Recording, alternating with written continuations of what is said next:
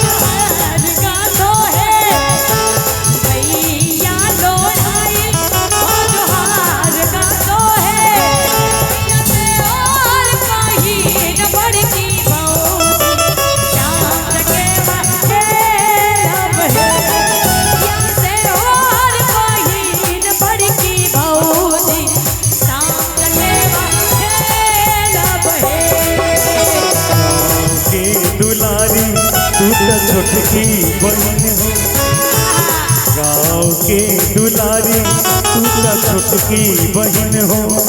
तू तो छोटकी बहन हो। तोरा हाथे जैसे पोखरी खुना दे चंपा फूल लगा दे हबो। तोरा हाथे जैसे पोखरी खुना दे चंपा फूल लगा दे हबो।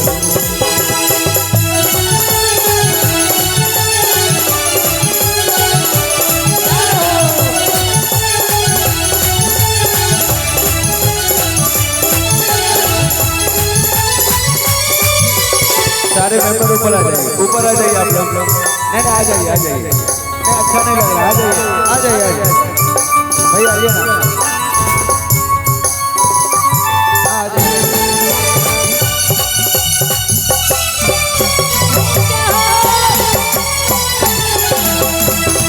भैया लोढ़ाई जोहार गातो है, भैया लोढ़ाई जोहार गातो है। से और बहिन बड़की बहू साम जगेवा खेलब है। भैया से और बहिन बड़की बहू साम जगेवा खेलब है। दुलारी तू तो छोटकी बहन हो, हमर प्यारी बहन हो।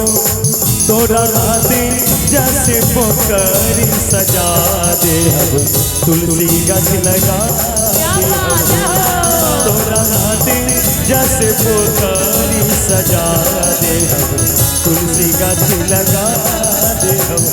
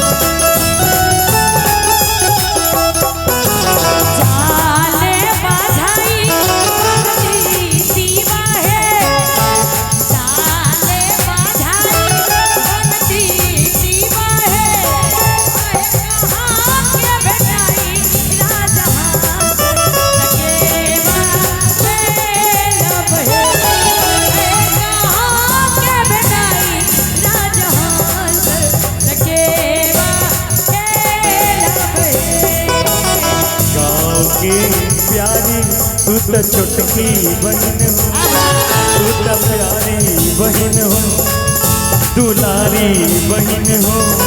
तोरा हाथी जैसे पोखरी सजा दे लगन लगा